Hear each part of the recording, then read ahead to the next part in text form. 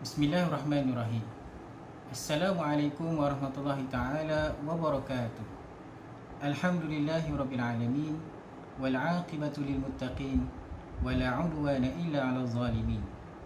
Ashhadu an la ilaha illallah wahdahu la syarika lah wa ashhadu anna sayyidana Muhammadan 'abduhu wa rasuluh.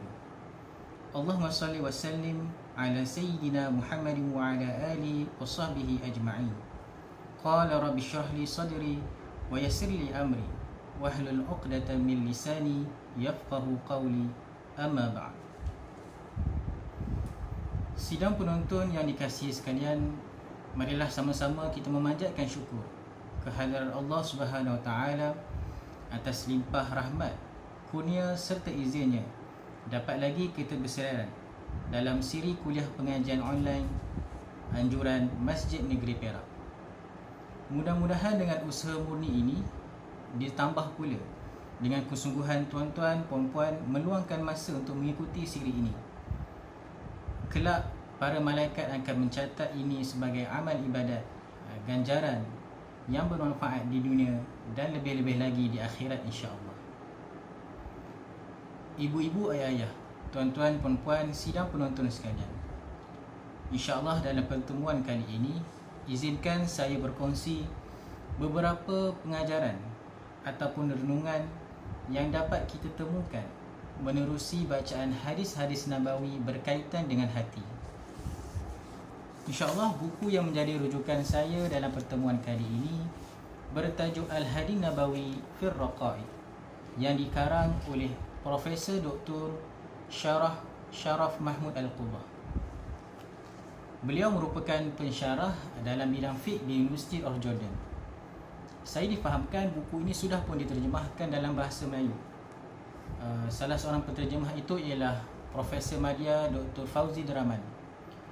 Namun saya dapat temukan bahawa edisi terjemahan kepada buku ini sangat sukar untuk didapatkan. Kebanyakannya sudah habis stok, baik di dalam talian ataupun buku di kedai-kedai buku. Tuan-tuan perempuan yang mati Allah, dalam kita berbicara tentang soal hati, tidak adalah pengajaran ataupun pengisian yang lebih bermakna yang untuk ataupun kita jadikan rujukan selain daripada petunjuk di dalam Al-Quran dan As-Sunnah.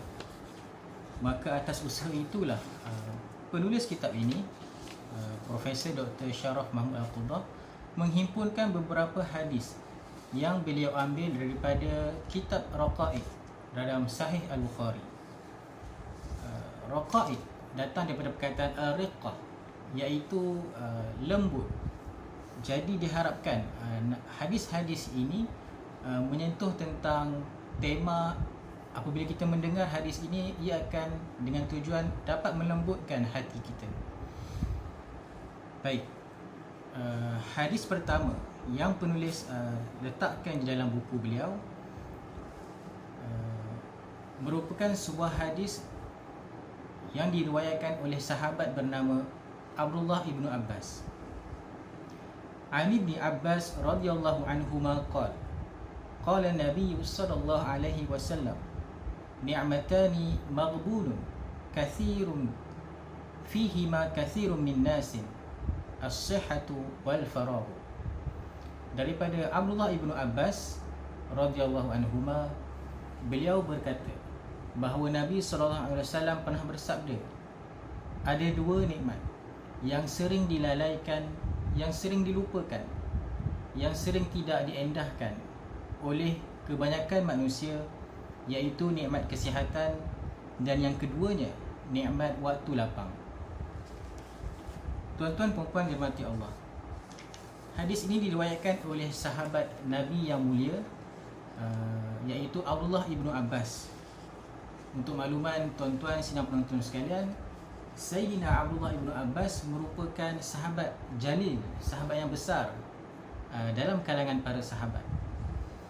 Beliau merupakan sepupu Nabi sallallahu alaihi wasallam kerana bapa beliau, iaitu Abbas, merupakan bapa saudara Nabi, Abbas bin Abdul Muttalib.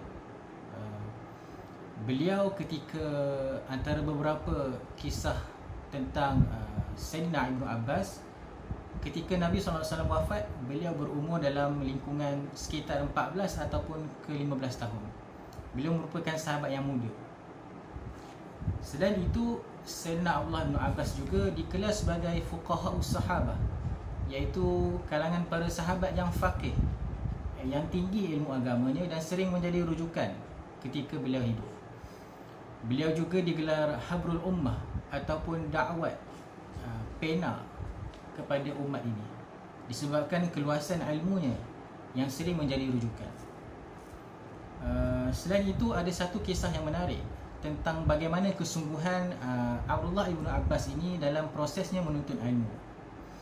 Pada suatu hari dikisahkan Sayyidina Ibnu Abbas ini sering mengikut seorang sahabat dengan tujuan ingin mempelajari hadis Nabi daripada sahabat tersebut. Beliau mengikut daripada belakang dengan harapan sahabat itu tadi akan berpaling dan menegurnya dan bertanya apa hajatnya. Tetapi hinggalah tiba ke rumah sahabat itu, sahabat itu tidak langsung berpaling ke belakang. Maka Sayyidina Ibnu Abbas pun terus menunggu di hadapan pintu rumah itu dengan harapan sahabat ini tadi akan keluar. Sehinggalah dikisahkan Sayyidina Ibnu Abbas ini tertidur di depan pintu rumah sahabat itu tadi. Dan dipendekkan cerita, apabila sahabat itu tadi keluar, beliau terkejut apabila menemukan Sayyidina Ibnu Abbas berada di depan pintu rumahnya. Dan daripada situlah maka Sayyidina Ibnu Abbas belajar hadis daripada sahabat itu tadi. Satu hikmah yang dapat kita temukan dalam kisah ini ialah kesungguhan. Betapa bersungguhnya Sayyidina Ibnu Abbas mencari alim ulama bagi mendapatkan hadis, bagi mendapatkan ilmu.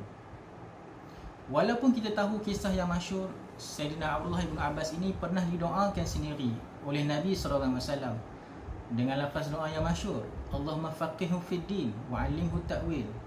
Ya Allah, berilah kefahaman kepada dia dalam ilmu agama dan ajarilah dia ilmu takwil. Sudah tentulah kita dapat tahu bahawa tentu sekali doa Nabi itu akan mustajab. Doa itu akan terkabul, kerana yang mengucapkan sendiri adalah lisan Nabi SAW, lisan yang paling mulia pernah diciptakan. Tetapi Abdullah bin Abbas tetap merupakan seorang yang berusaha keras dalam menuntut ilmu. Pengajaran yang kita ambil ialah doa sahaja perlulah disertakan juga dengan usaha, kerana dengan kedua-dua itulah maka ilmu itu akan lebih mudah dan lebih kuat dalam ingatan dan lebih berkat untuk diamalkan. Usaha dan doa perlu berjalan seiringan. Baik, hadis yang saya bacakan di awal tadi, ni'matani maghbunun katsirun min nas, ni'matani maghbunun fihima katsirun min nas, as-sihhatu wal faragh. Ada dua nikmat yang sering dilalaikan oleh kebanyakan manusia. Yang pertamanya nikmat kesihatan dan yang kedua nikmat waktu lapang. Mungkin tuan-tuan puan-puan di rumah sudah sering kali mendengar hadis ini dibacakan di meja-meja penceramah. Maka cuba kita perhatikan pula apa yang pengarang ingin huraikan menerusi hadis ini. Yang pertamanya disebut hidup kita manusia di dunia ini, salah satunya tujuannya ialah untuk diuji. Firman Allah Subhanahu Wa Taala dalam Quran, iaitu surah Al-Mulk ayat 2, Allazi khalaqal mauta wal hayah liyabluwakum ayyukum ahsanu amala wa huwal azizul ghafur. Maksudnya, dialah Allah yang telah mentakdirkan adanya mati dan hidup untuk menguji dan menzahirkan keadaan kamu. Siapakah dalam kalangan kamu yang paling baik amalannya? Dan dialah yang Maha Kuasa Al-Aziz, Maha Kuasa membalas amal kamu, wal ghafur, lagi Maha Pengampun, wa huwal azizul ghafur, Maha Pengampun bagi orang-orang yang bertaubat. Manusia diciptakan di dalam satu tempat pada hari kiamat kelak, iaitu padang mahsyar. dan di sanalah akan dicatatkan segala amalan baik dan buruk kita, sama ada kecil ataupun besar. Sebagaimana firman Allah Subhanahu Wa Taala dalam surah Al-Kahfi, dalam surah Qaf, ma yalfizu min qawlin illa ladaihi raqibun atid. Tidak ada sebarang perkataan yang dilafazkan atau perbuatan yang dilakukan melainkan ada di sisinya raqibun atid, malaikat yang sentiasa mencatat dan bersedia untuk menulisnya. Tuan-tuan perempuan yang dirahmati Allah, hakikat kehidupan kita di dunia, setiap perbuatan kita, setiap amalan kita, setiap niat kita, setiap tujuan, setiap hadaf kerja yang kita lakukan, pastilah semuanya dicatat oleh para malaikat Allah Subhanahu Wa Taala.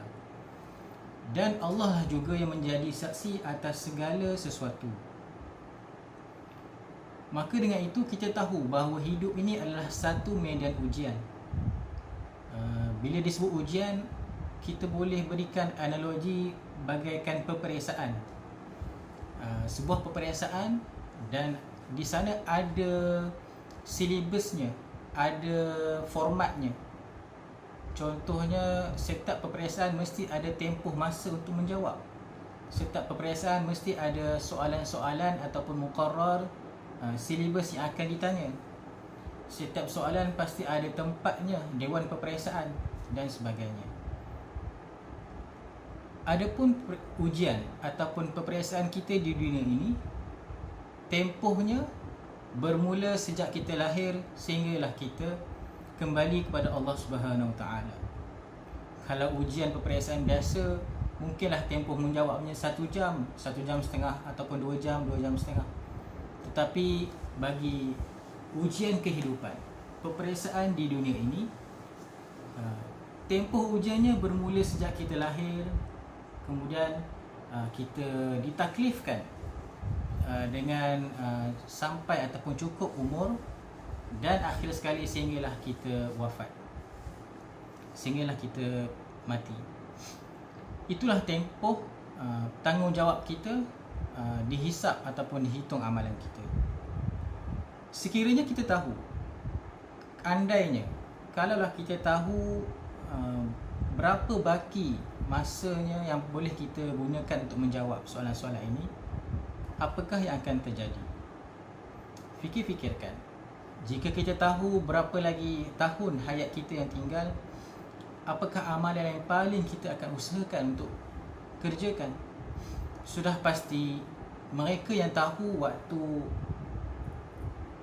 akhir untuk dia menjawab soalan, menjawab peperiksaan di dunia ini, tentulah dia akan menjadikan setiap baki waktu itu tempoh yang terbaik untuk dia mengerjakan amalan soleh.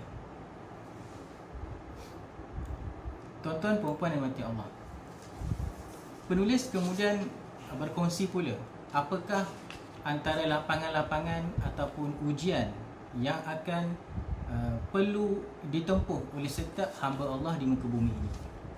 Antaranya, kita akan ditanya, kita akan disoal berhubung dengan al-awamir ataupun perintah-perintah, wal faraid ataupun kefarduan-kefarduan yang Allah perintahkan kepada kita. Itu antara soalan-soalan yang akan ditanya dan akan dipertanggungjawabkan kepada kita di akhirat kelak. Yang keduanya, an-nawahi, iaitulah larangan-larangan, wal muharramat, iaitu perkara-perkara yang diharamkan, yang Allah perintahkan untuk kita jauhi. Kemudian yang ketiga, kita juga akan ditanya tentang nikmat-nikmat yang Allah berikan kepada kita dengan satu tujuan, iaitu untuk kita syukurinya. Dan kita juga akan ditanya tentang masaib, musibah-musibah, ujian, bala bencana yang menimpa kita, yang Allah berikan, timpakan ke atas kita dengan satu tujuan, iaitu untuk kita bersabar dengannya. Inilah 4 perkara yang menjadi fokus dalam peperiksaan kita di dunia ini. Di sebalik ujian yang menimpa kita, pasti adanya di sebalik itu ada kebaikan. Jika kita bersabar dan berfikir dengan hikmah yang Allah Subhanahu Wa Taala berikan. Antaranya ialah hikmah diberikan ujian ia dapat menjauhkan kita. Yang pertama, ia dapat menjauhkan kita daripada perkara yang dicegah oleh Allah Subhanahu Wa Taala. Datang ujian, datang musibah, barulah kita tersedar rupanya di sana ada perkara yang Allah tegah dan Allah larang yang kita langgar ataupun kita lakukan. Maka dengan datang musibah seperti ini, kita sedar bahawa kita perlu segera kembali bertaubat dan kembali ke jalan syariat yang Allah perintahkan kepada kita. Yang kedua, hikmah dengan datangnya ujian-ujian yang pelbagai ini, itulah menjadikan kita seorang yang bersyukur di atas segala pemberian yang Allah berikan. Datang ujian menjadikan kita seorang yang bersyukur. Kita berterima kasih. Kita lebih menghargai nikmat yang Allah berikan, dan kita lebih menyayangi nikmat yang Allah berikan lalu hilang nikmat itu daripada kita, contohnya. Dan yang ketiga, hikmah di sebalik ujian juga ialah ia menyebabkan kita kembali mengamalkan suruhannya dan kembali kita meninggalkan larangannya. Begitu juga hikmah di sebalik ujian, ia akan menjadikan kita seorang yang bergantung harapan kepada Allah Subhanahu Wa Taala. Dengan ujianlah kita menjadi seorang yang lebih tekun berdoa, tekun bermunajat kepada Allah Subhanahu Wa Taala. Antara salah faham yang sering berlaku dalam kalangan manusia apabila kita menyangka bahawa ujian itu selalu datang dalam bentuk musibah sahaja, sedangkan ujian juga boleh datang dalam bentuk kenikmatan. Dan nikmat yang Allah berikan kepada kita sangat banyak. Walaupun hadis ini memfokuskan kepada dua saja, iaitu sihat dan waktu lapang, kita menyedari nikmat yang Allah berikan kepada kita sangat banyak. Malah disebutkan dalam Al-Quran, iaitu surah Ibrahim,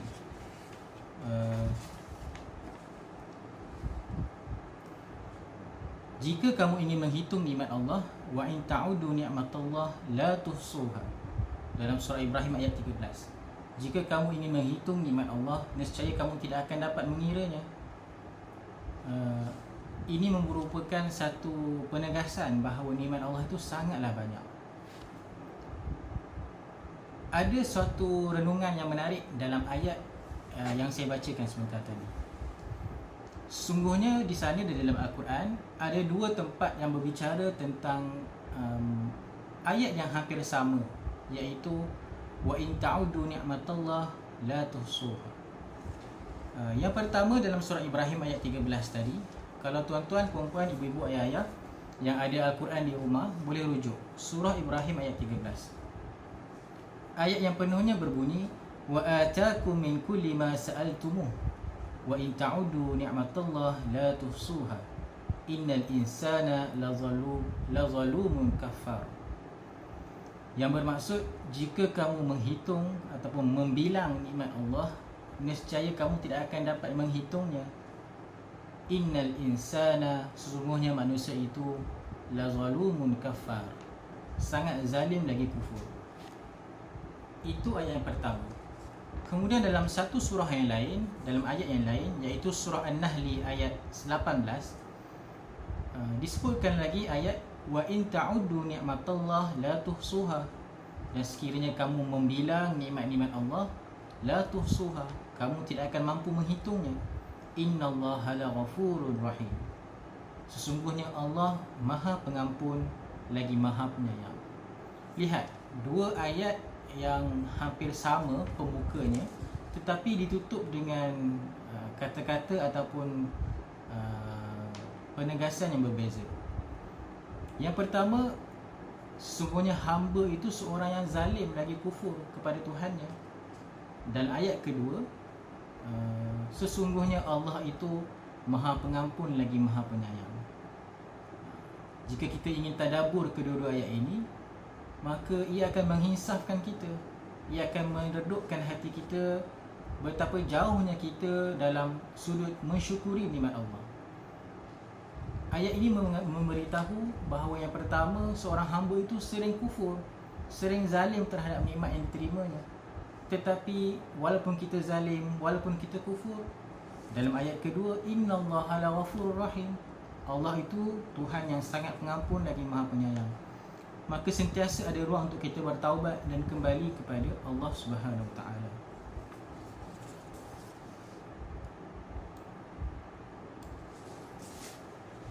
Antara nikmat ataupun nikmat yang paling besar seorang manusia, seorang hamba boleh dapatkan di dunia ini, itulah nikmat iman dan Islam. Kemudian nikmat akal berfikir, kemampuan untuk kita berfikir, memproses maklumat dan sebagainya. Kita juga mendapat penglihatan, pendengaran, kesihatan, boleh berkahwin, mendapatkan zuriat, mencari harta dan lain-lain. Semua ini adalah bentuk kenikmatan yang sewajarnya kita syukuri. Di dalam setiap ujian dan kesusahan pasti ada ganjaran dan kemuliaan pada hakikatnya. Firman Allah Subhanahu Wa Taala, "Fa'ammal insanu idza mabtalahu rabbuhu fa'akramahu wa na'amahu fayaqulu rabbi akraman." Maka ada pun manusia apabila Tuhan mengujinya lalu memuliakannya dan memberinya kesenangan, maka dia berkata, Rabbi akraman, Tuhanku telah memuliakan aku. Kemudian ayat itu disambung lagi, wa amma idza mabtalahu faqadara alaihi rizqahu fayaqulu rabbi ahana. Namun apabila Allah mengujinya lalu membataskan rezekinya, maka dia berkata, Tuhanku telah menghinakan aku. Maka ayat itu ditutup dengan ataupun disambung pula dengan perkataan kalla, bahkan sekali-kali tidak. Bukan begitu yang sebenarnya. Inilah hakikat manusia. Apabila diuji dengan kesenangan, dia mengaku bahawa inilah pemberian Tuhan dan sebagainya. Tapi apabila dia angkat kesenangan itu tadi, diangkat kenikmatan itu tadi, hilang nikmatnya, hilang kesenangan yang selama ini diperolehinya, maka dia mula menyalahkan Tuhan.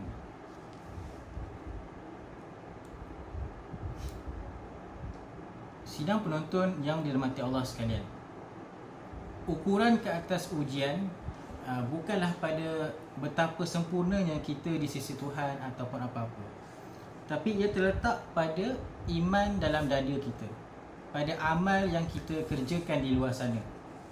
Firman Allah Subhanahu Wa Taala, Ya ayyuhan nas, inna khalaqnakum min zakarin wa unsa wa ja'alnakum syu'uban wa qabaila lita'arafu inna akramakum indallahi atqakum innallaha alimun khabir. Maksudnya yang paling mulia di sisi Allah itu hanyalah orang-orang yang bertakwa, iaitu ketakwaan. Maka apabila kita diberi ujian, kita berjaya meraih kejayaan yang tertentu dalam hidup, ujian terbesar yang perlu kita hadapi ketika itu ialah mensyukurinya, mengucapkan syukur kepada Allah Subhanahu Wa Taala. Dan di sana ada beberapa pembahagian syukur. Yang pertamanya ialah kita bersyukur dengan hati, ataupun disebut dengan bersyukur dengan rasa rendah diri, iaitu rohani kita. Bagaimana kita ingin bersyukur dengan hati? Yang pertamanya, kita ikat hati kita dengan keyakinan yang kukuh, dengan rasa kasih sayang bahawa pemberian ini, nikmat yang kita dapatkan ini semata-mata daripada Allah Subhanahu Wa Taala. Kemudian juga kita letakkan keyakinan dan nikmat itu tadi di hadapan lebih daripada pujian-pujian makhluk yang lainnya. Firman Allah Subhanahu Wa Taala, "Wa ma bikum min ni'matin fa min Allah, thumma idza massakumud durru fa ilaihi taj'arun." Fa ilaihi taj'arun. Bermaksud, dan segala nikmat yang ada padamu datangnya daripada Allah. Kemudian apabila kamu ditimpa kesengsaraan, maka kepadanya lah kamu meminta pertolongan. Yang kedua, cara kita ingin bersyukur ialah dengan lisan, dengan lidah, dengan percakapan kita. Antara kaedahnya ialah kita banyakkan menyebut Alhamdulillah, kita banyakkan memuji Allah. Sebagaimana firman-Nya dalam surah Ad-Duha ayat yang terakhir, wa amma bi ni'mati rabbika fahaddits. adapun nikmat Tuhanmu, maka hendaklah engkau sebut-sebutkan, banyakkan menyebutnya. Tanda kita amat berbangga, merasa besar dengan nikmat yang Allah berikan. Begitu juga kita mendidik hati kita dengan memperbanyakkan bacaan Al-Quran, membaca kalamnya. Dengan itulah salah satu bentuk kita mensyukuri nikmat Allah dengan cara lisan. Dan yang ketiga, cara untuk kita bersyukur ialah dengan perbuatan, iaitu kita melakukan segala perintah Allah Subhanahu Wa Taala dan kita meninggalkan segala larangan. Dan di sinilah datangnya kesabaran untuk kita melakukan ketaatan dan juga kesabaran untuk kita meninggalkan kemaksiatan. Dengan kedua-dua inilah maka kita akan dapat mensyukuri nikmat Allah dengan jalan perbuatan dan tingkah laku kita. Apabila hadirnya ketiga-tiga ini, kita mampu bersyukur dengan lisan, kita mampu bersyukur dengan hati, kita mampu pula bersyukur dengan perbuatan, maka tiga bentuk nikmat yang Allah janjikan pastinya akan bertambah. Sebagaimana firman Allah Subhanahu Wa Taala, la in syakartum la azidannakum. Sekiranya kamu bersyukuri nikmatku, maka aku akan tambah nikmat ke atas kamu. Baik, dalam hadis yang dibacakan di awal tadi, apabila Rasulullah SAW berpesan, ada dua nikmat yang sering kita manusia dilalaikan daripadanya, iaitu nikmat kesihatan dan masa lapang. Mungkin tuan-tuan, ibu-ibu, ayah-ayah, kita tidak ada masalah untuk memahami tentang nikmat kesihatan. Sudah dimaklumkan bahawa memang kesihatan adalah nikmat yang paling besar. Kerana dengan kita sihatlah kita dapat pergi beribadah, kita bangun mengerjakan solat, kita dapat bekerja dan sebagainya. Hanya sahaja bila bercakap tentang kesihatan ini, ia akan lebih terasa apabila kita hilang nikmat tersebut. Jika ada sahabat yang bertanya kepada saya, baguslah Haikal, kamu sihat. Kebiasaannya lah kita akan sekali lalu sahaja menerima kata-kata seperti itu, kerana kita memang dalam keadaan sihat. Tetapi jika kita ingin tahu betapa besarnya nikmat kesihatan, lihatlah kepada orang yang ditimpa penyakit. Tanyakan seorang yang menghidap kencing manis tentang kakinya yang terpaksa dipotong, kan? Biasanya orang yang dah kena potong kaki ni, bila dia tengok kaki tu, lama dia tenung kaki itu yang sudah dipotong, kerana betapa menyedari betapa besarnya nikmat mampu berjalan dan mampu bergerak ke mana-mana. Tanyakan pula kepada orang yang diuji dengan sakit buah pinggang ataupun perlu sentiasa ke pusat dialisis mencuci buah pinggang. Hanya mereka sajalah yang menyedari betapa besarnya nikmat buah pinggang. Jadi sudah makruf, memang nikmat kesihatan ni kita memang tahu, maklum akan besarnya. Tapi bagaimana pula dengan nikmat waktu lapang, al-faragh yang disebut dengan hadis tadi? Maka di sinilah kita perlu meneliti pandangan ataupun penerangan yang para ulama berikan. Waktu lapang, al-faragh, antaranya diertikan sebagai masa, iaitu kita sering dilalaikan dengan masa. Kadang-kadang bila kita asyik dengan sesuatu, tak sedar yang pagi sudah petang, tak sedar yang waktu petang sudah malam. Maka dimaksudkan mengisi masa itu, maka hendaklah kita mengisinya dengan perkara yang mendatangkan faedah, seperti kita membaca, menuntut ilmu, membantu orang lain, dan lebih utama memfokuskan hal hidup kita dalam urusan ibadah. Selain itu, masa lapang juga boleh diertikan sebagai umur, sebagai usia kita. Masa itu adalah usia, dan usia ini kita boleh kelaskan kepada beberapa bahagian. Umur kita, usia kita ketika rendah, sekolah rendah, kanak-kanak, kemudian meningkat ke sekolah menengah. Umur kita ketika berada di zaman universiti, zaman belajar, kemudian kita meningkat dewasa, kita berada pula dalam alam pekerjaan, sehinggalah kita lanjut kepada usia selepas situ, iaitu bila kita berada di zaman tua. Di setiap peringkat umur ini, tenaga kita berbeza-beza. Ketika kita muda, kita mampu untuk pergi ke mana-mana, melakukan banyak urusan dan sebagainya. Dan ia berbeza apabila usia kita sudah lanjut. Apabila kita sudah lanjut usia, tidak semua perkara untuk kita berdaya untuk lakukan. Maka dengan itulah nikmat waktu dalam bentuk usia ini perlu kita manfaatkan sebaik-baiknya. Dr. Yusuf Al-Qaradawi ada berpesan. Di sana ada beberapa perkara yang seorang yang muda, seorang yang remaja perlu untuk diambil berat. Antaranya yang pertama ialah memahami Islam secara sahih. Pada usia inilah waktu yang terbaik untuk kita mendalami ilmu dengan jalan yang betul. Dan yang keduanya, beramal dengan Islam. Pada usia kita, hendaklah kita sentiasa penuhinya dengan amalan, perbuatan yang selari dengan ajaran Islam. Dan yang ketiga, menyeru ataupun berdakwah kepada Islam. Pada usia kita, hendaklah dipenuhi dengan kerja-kerja dakwah, menyuruh orang kepada kebaikan dan mencegahnya pula kepada perkara-perkara kemungkaran. Dan yang seterusnya, pesan Dr. Yusuf Al-Qaradawi juga, hendaklah seorang manusia itu mengisi waktunya dengan kesatuan, bersatu di atas nama Islam. Bila disebut atas nama Islam ini, maksudnya mendahulukan Islam atas kepentingan kumpulan ataupun kelompok. Bukanlah kita bersatu menggunakan nama Islam, tapi di atas nama Islam. Berikut antara yang perkara yang dipesankan oleh Dr. Yusuf Al-Qaradawi kepada sekalian golongan remaja khususnya.